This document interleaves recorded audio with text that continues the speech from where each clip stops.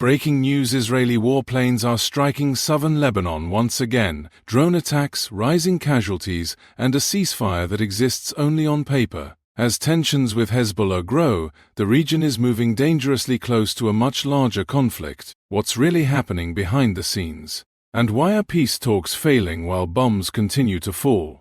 This is the full battlefield update. An Israeli raid targeted and wounded a man in front of his shop in the city of Nabatieh. At least one person was killed in an Israeli raid on the town of Bedias in the Tyre district. Israeli forces launched a drone attack on a motorcycle on the main road between Jebchit and Deir Qanoun, killing 2 Syrian nationals. Israeli drones targeted Deir Qanoun, Ras Al Ain, and Casualties in southern Lebanon. Drones and warplanes hit Al Samaya in the Tyre district, a road between Al Ramadiyah and Al-Shatia, and Shakra and Safad al-Batik. Israeli warplanes also launched an airstrike on Jebchit shortly after midnight. Spanish Foreign Minister José Manuel Albares says Saif Abu Keshek, the Spanish activist who was abducted by Israel from an aid flotilla headed to Gaza, is now on his way home. Our compatriot Saif Abu Keshek is already flying free towards Spain, where he will reunite with his family and loved ones in the coming hours. Albares wrote on X, "Protecting Spaniards is absolute priority," he added. Abu Keshek was abducted by Israeli forces on April 30th from a vessel that was part of the global Sumud flotilla, along with Brazilian activist Thiago Avila.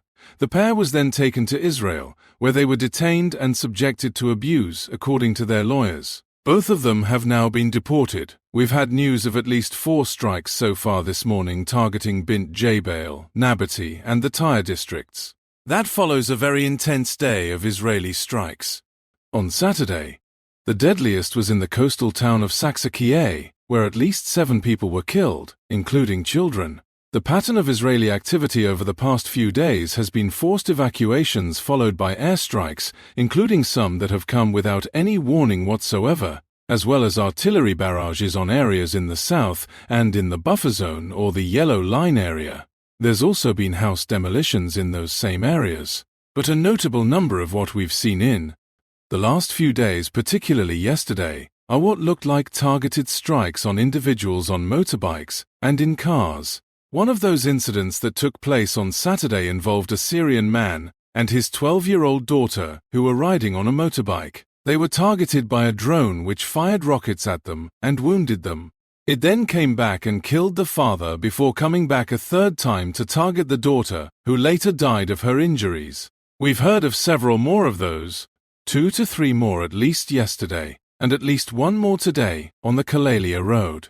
This has all the hallmarks of targeted assassinations from Israel, where it believes that it's operating on intelligence about specific individuals and is going after them. The Israeli military says it has struck more than 40 infrastructure sites belonging to Hezbollah in southern Lebanon over the weekend. It said in a statement on X that its forces also killed 10 Hezbollah fighters in southern Lebanon, adding that weapons storage facilities and a launcher were among the targets hit.